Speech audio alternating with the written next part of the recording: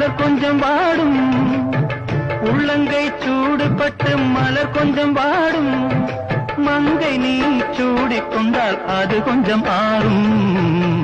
ரெண்டு கண்ணும் சந்தன கிண்ணம், தொட்டுக்கொள்ள ஆசைகள் துள்ளும். பூவை கையில் பூவை அள்ளி கொடுத்த பின்னும், தொட்டு தந்த கையில் மனம் வீசுது இன்னும்.